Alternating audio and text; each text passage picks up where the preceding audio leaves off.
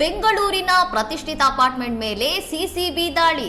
10 ಕೋಟಿ ರೂಪಾಯಿ ಮೌಲ್ಯದ ಡ್ರಗ್ಸ್ ವಶಪಡಿಸಿಕೊಂಡ ಪೊಲೀಸರು.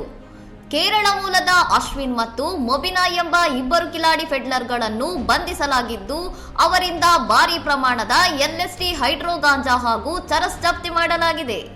ಕರ್ನಾಟಕದಲ್ಲಿ ಇದೇ ಮೊದಲ ಬಾರಿಗೆ ದೇವತೆಗಳ ಚಿತ್ರವಿರುವ ವಿಶಿಷ್ಟ LSD ಸ್ಟ್ರಿಪ್ಗಳನ್ನು ಪತ್ತೆ ಹಚ್ಚಲಾಗಿದ್ದು, ಇವುಗಳನ್ನು ಕಲಾಕೃತಿಗಳಂತೆ ಬಿಂಬಿಸಿ ಅಕ್ರಮವಾಗಿ ಮಾರಾಟ ಮಾಡಲಾಗುತ್ತಿತ್ತು.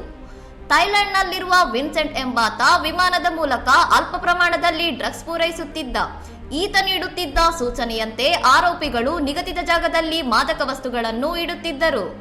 ಬಂಧಿತರಿಬ್ಬರು ಡ್ರಗ್ ಫೆಡ್ಲಿಂಗ್ ಅನ್ನೇ ವೃತ್ತಿ ಮಾಡಿಕೊಂಡಿದ್ದು, ಸಿಸಿಬಿ ನಾರ್ಕೋಟಿಕ್ಸ್ ವಿಭಾಗದ ಚಾಣಾಕ್ಷ ಕಾರ್ಯಾಚರಣೆಯಿಂದ ಈ ಅಂತಾರಾಷ್ಟ್ರೀಯ ದಂಧೆಯ ಜಾಲ ಬಯಲಾಗಿದೆ.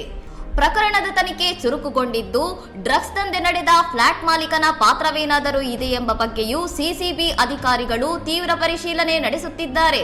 ಇನ್ನಷ್ಟು ಸುದ್ದಿಗಳಿಗಾಗಿ ನೋಡ್ತಾ ಇರಿ ಸೌರಂ ಟಿವಿ.